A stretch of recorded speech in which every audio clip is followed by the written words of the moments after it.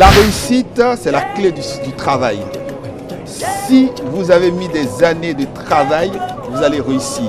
Si vous avez pris l'habitude de travailler déjà tout seul, vous allez réussir. Mais si vous n'essayez pas de travailler, si vous êtes là à compter les heures, si vous n'essayez pas de faire des priorités dans la vie, vous n'allez pas réussir. D'abord, j'aimerais leur dire de permettre aux jeunes de pouvoir faire un stage pour valider le diplôme. Et aussi, j'aimerais leur dire, si vous me faites confiance, je serai à mesure de vous apporter le plus qui vous manque. Salut, je suis Madame Diallo. Retrouvez-moi dans votre émission Leitmotiv sur RTI 2.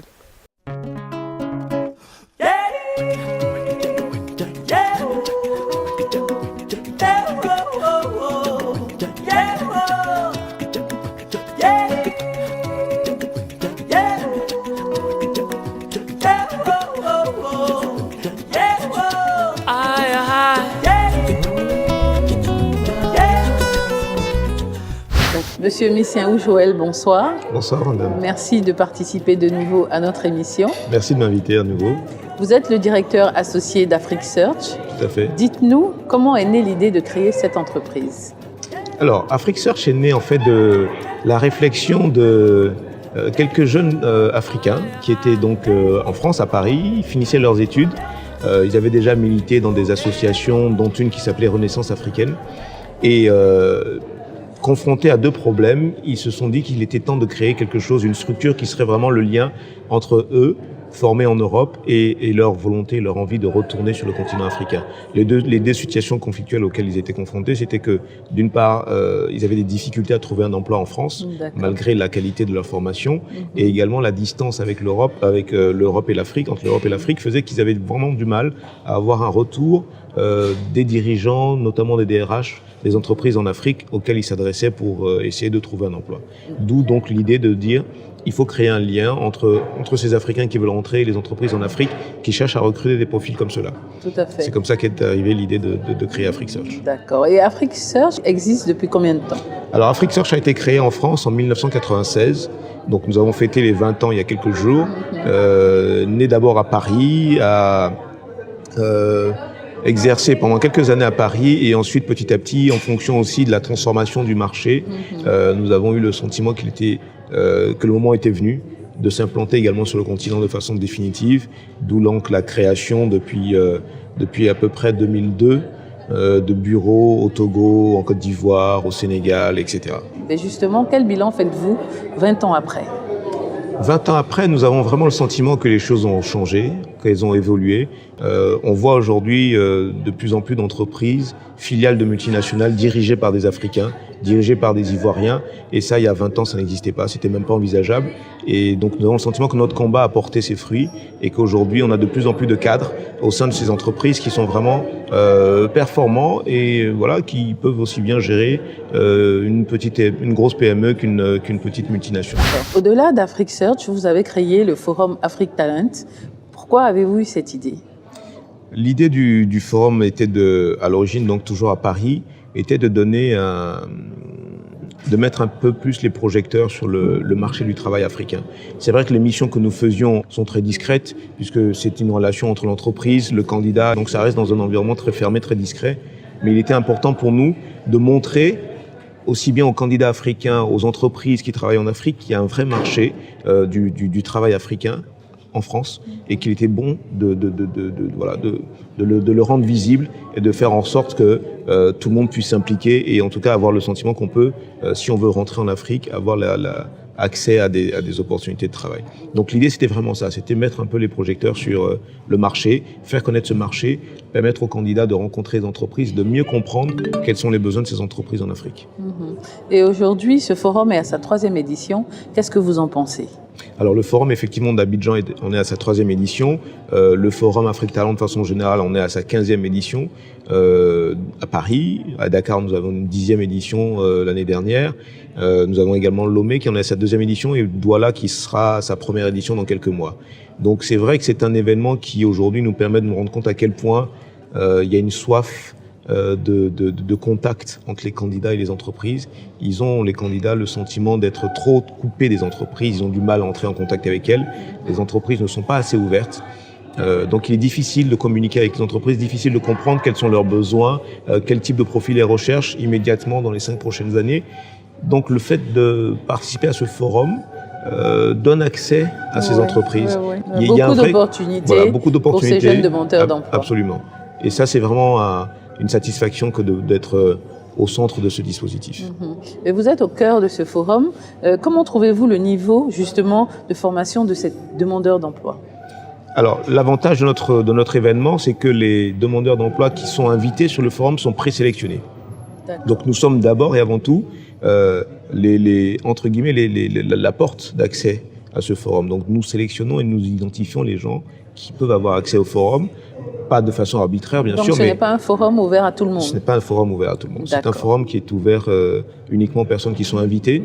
Les invitations sont faites en fonction des besoins des entreprises qui sont présentes. Donc, chacune des entreprises nous envoie des profils de poste, nous indique les profils qu'elle recherche, et nous identifions les personnes qui correspondent à ces profils pour les inviter, pour qu'elles puissent rencontrer les entreprises présentes. Donc, effectivement, le niveau de formation est très variable en fonction des besoins exprimés par les entreprises. D'une année sur l'autre, les profils donc identifiés et invités seront différents parce que la même entreprise peut venir, mais avec des profils et des besoins différents par rapport à l'année précédente. Voilà, donc, c'est un forum qui est vivant. Chaque année, on a des profils différents, on a des entreprises différentes. Mais quels sont les profils les plus demandés ? Alors, on a des vrais besoins sur des profils techniques, pas forcément très diplômés, mais avec une vraie compétence, une vraie expérience technique. Les secteurs financiers, les secteurs des services, la banque, l'assurance, l'agro-industrie également, sont des secteurs qui recrutent de plus en plus. Et le bâtiment. Parce que, comme on le dit, la Côte d'Ivoire est en construction, donc il y a énormément de structures dans ce domaine-là qui recrutent également. Donc c'est assez diversifié. Oui. Alors, une estimation du nombre de cadres recrutés par Afrique Search depuis 20 ans ? Ouf. À peu près, hein. On va pas demander un chiffre exact. C'est certainement plusieurs milliers de candidats. Certainement plusieurs milliers de candidats à travers les forums, à travers les salons de recrutement, à travers également, bien sûr, notre activité de cabinet de recrutement et de chasseurs de tête. Donc, plusieurs milliers de candidats, c'est certain. D'accord. Alors, selon vous, quels sont les secrets pour réussir un entretien d'embauche ? Je dirais que le premier des secrets, c'est de bien préparer son entretien. Bien préparer son entretien, c'est de savoir où on va, quelle est l'entreprise avec laquelle on va avoir un entretien, quel est son secteur d'activité, quelle est son actualité. Il faut se renseigner, il faut s'informer sur l'entreprise. Si, par exemple, l'entreprise a subi une situation particulière, il faut en être informé. S'il y a une fusion, il faut le savoir. Depuis quand, comment, pourquoi. Enfin, vraiment se renseigner sur l'entreprise avant d'aller à l'entretien. Parce que l'entretien consiste à expliquer à l'entreprise en quoi, moi, candidat, je vais permettre à cette entreprise d'atteindre ses objectifs. Qu'est-ce que moi j'ai apporté à l'entreprise, qu'est-ce que je vais lui apporter pour lui permettre d'atteindre ses objectifs. Donc, il faut d'abord que je me connaisse, savoir ce que j'ai comme profil en termes de formation, en termes de carrière. Et dans cette carrière, dans cette expérience, qu'est-ce que je peux tirer et qui corresponde vraiment à ce dont l'entreprise a besoin. Donc, une fois qu'on est bien préparé, on y va sereinement, on y va tranquillement, sans stress, parce qu'on vient expliquer quelque chose qu'on a vécu, qu'on connaît bien, c'est soi-même et l'entreprise qu'on a... sur laquelle on s'est préparé, qu'on a essayé de connaître à travers les supports comme l'Internet, etc., qui permettent de mieux connaître l'entreprise. Et si on a vraiment fait ce travail de préparation, il n'y a pas de raison de ne pas réussir son entretien. Et si on est embauché, quels seraient donc les secrets pour pouvoir réussir sa carrière au sein de cette entreprise ? Le premier des secrets, c'est évidemment la communication. Il faut pas être dans son coin, dans son bureau, il faut pas être isolé, il faut communiquer avec les différents départements. Il faut bien sûr occuper la fonction qu'on nous a attribuée de façon complète, mais aller au-delà. Vous avez un profil de poste, mais on dit souvent que c'est aussi le candidat qui fait le poste. Quand on arrive à un poste, on vous dit, bon voilà, on attend de vous que vous fassiez ceci et cela. Il ne faut pas se contenter de faire uniquement ça. Il faut essayer d'aller au-delà, il faut essayer de faire des propositions, il faut être force de proposition dans l'entreprise, il faut être proactif. Et à ce moment-là, effectivement, on va tracer soi-même la carrière qui vous est destinée dans l'entreprise. Donc, c'est important d'avoir cette proactivité, d'avoir ce dynamisme dans l'entreprise, plutôt que d'être en position d'attente et d'attendre des instructions pour exécuter. Mais il faut plutôt prendre des initiatives. D'accord. Alors, quels conseils pouvez-vous donner à tous ces jeunes qui recherchent un emploi et qui sont souvent gagnés par le découragement ? Je comprends la situation, je comprends ce découragement parce qu'ils sont plusieurs milliers Malheureusement, il n'y a pas autant de postes à pourvoir, donc forcément, tant que la situation restera telle qu'elle, il y en aura forcément qui resteront au bord de la route.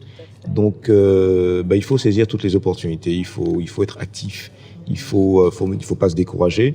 Des opportunités comme Afrique Talent en sont, mais ce n'est pas seulement ça, il faut aller sur Internet, il faut se débrouiller pour être informé. Bonsoir Bibi. Bonsoir Corinne. Merci de nous rejoindre sur ce plateau. Avec plaisir. Alors, qu'est-ce que tu nous proposes au sommaire de ce grand format? Alors Corinne, nous avons braqué nos caméras sur les 20 ans d'Afrique Search, l'occasion de découvrir les membres fondateurs de cette association. Je vous propose de suivre cet élément avec nous. Coucou Corinne, salut à tous nos téléspectateurs de Leitmotiv. Pour le grand format de cette semaine, nous sommes à la célébration des 20 ans d'Afrique Search, une association qui milite pour l'intégration des cadres africains dans les grandes entreprises. Quels sont les besoins actuels du marché de l'emploi? Et enfin, quel est le bilan des 20 ans d'Afrique Search? Pour en savoir plus, suivez-moi.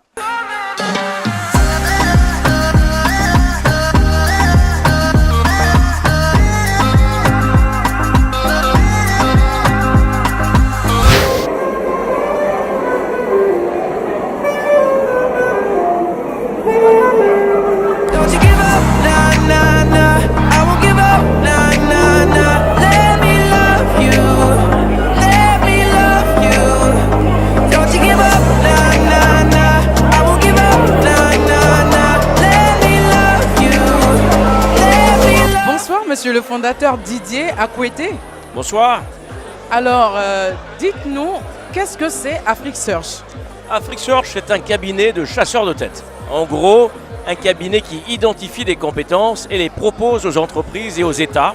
Et donc, nous sommes effectivement, de manière plus large, un cabinet de gestion de ressources humaines et de détection de potentiel spécialisé sur l'Afrique depuis 20 ans. Alors, comment vous êtes venu l'idée de créer Afrique Search?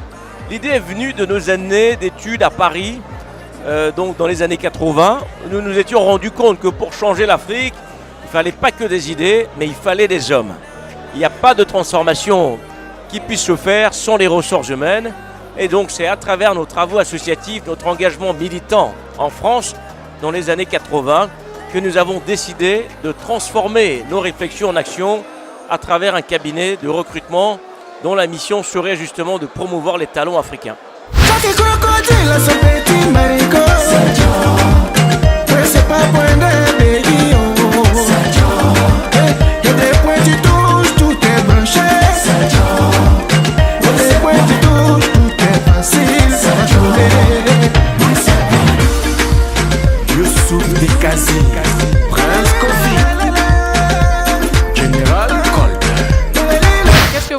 Pour ces 20 ans de célébration d'Afrique Search?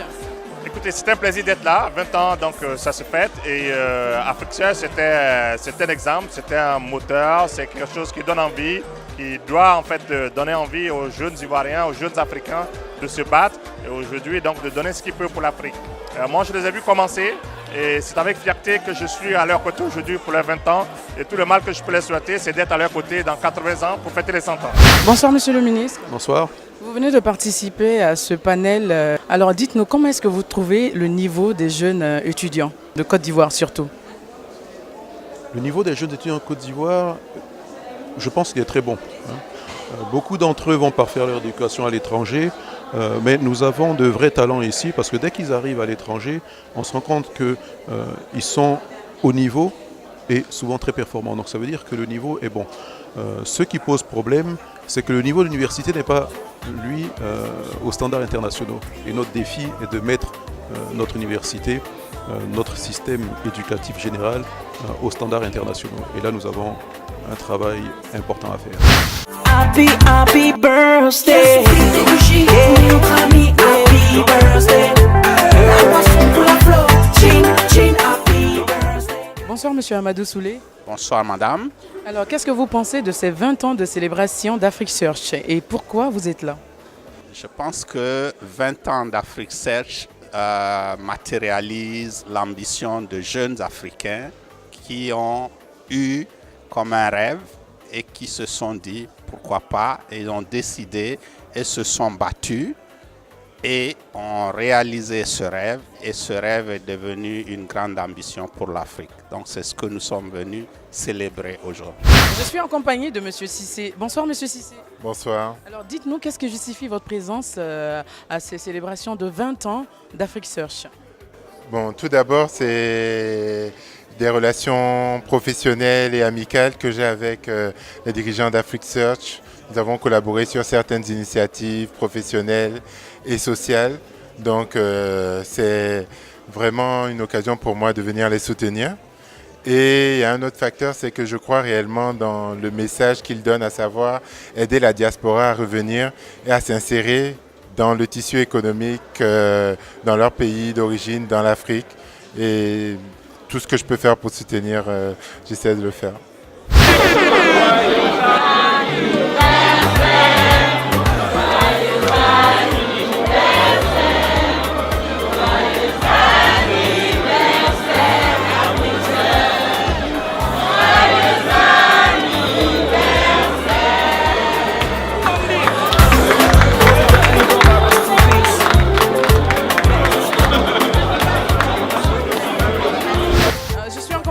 Madame Bastide. Bonsoir madame. Bonsoir.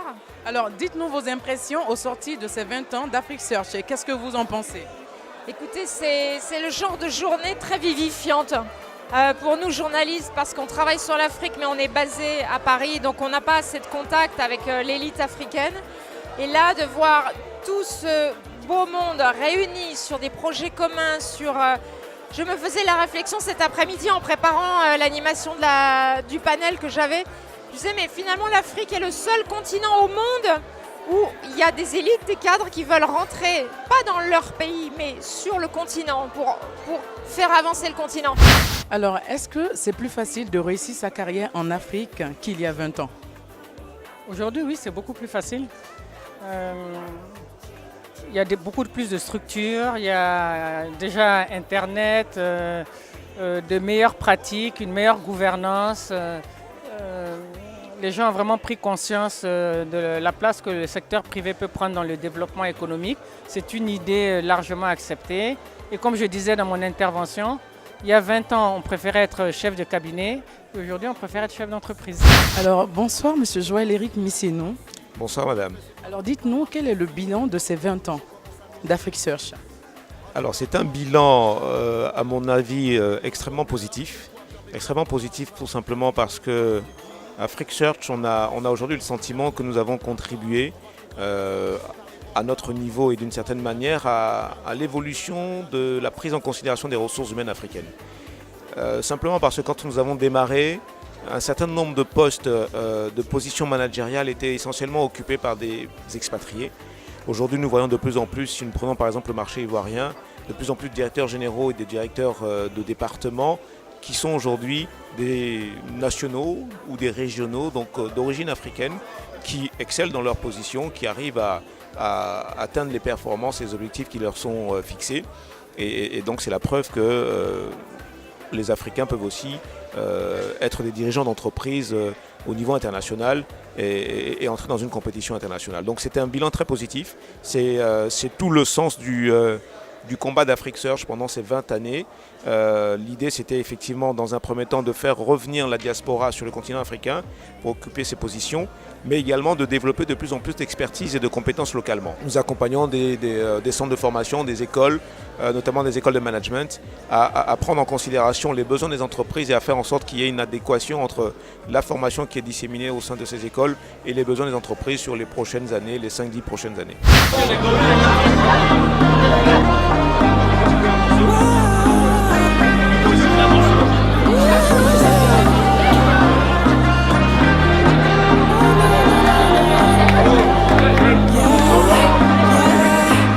Alors Corinne, c'est ici que s'arrête ce numéro du grand format. Je vous donne rendez-vous la semaine prochaine pour un nouveau numéro. Ce numéro du grand format a été réalisé par Francis Gollet. Alors au sortir de ce forum, quel bilan faites-vous?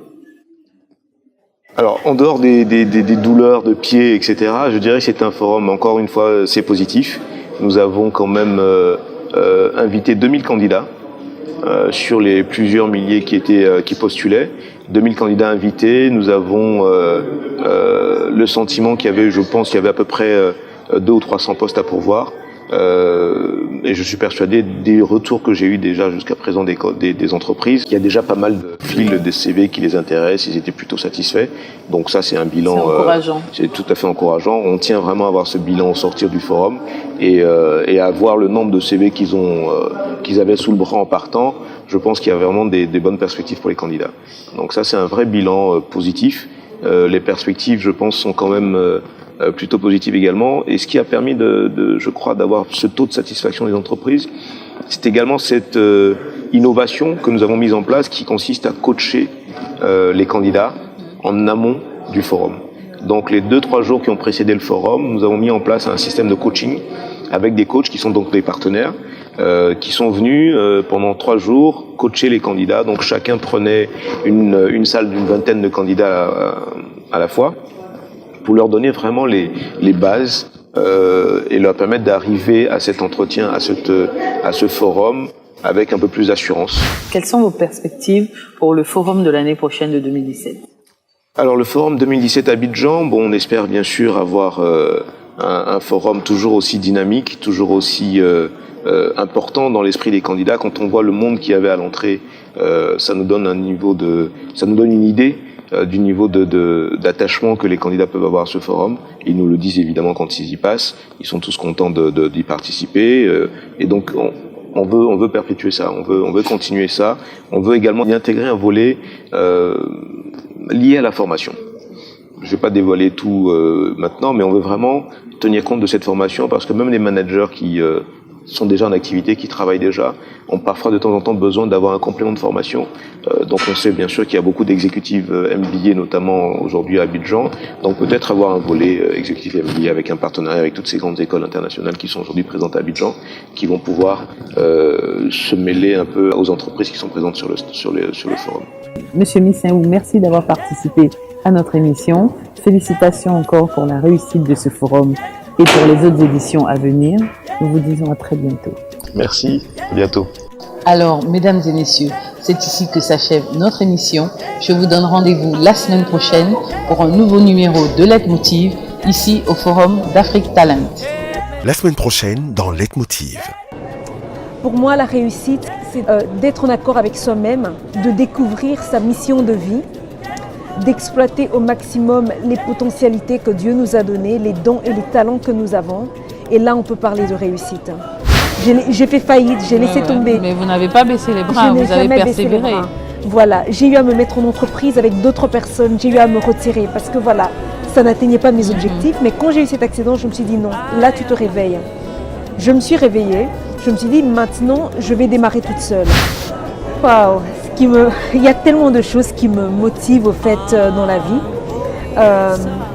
Je ne sais pas si je l'ai dit au départ, je m'occupe aussi de pas mal d'œuvres caritatives. Et pour le faire, il faut avoir des possibilités financières. Tout à fait. Et je me dis souvent, si j'arrive à gagner telle chose, ça me permettra de faire tel autre projet. Donc au fait, pour moi, mon travail, le business dans le commerce international, c'est un moyen qui me permet de faire plus.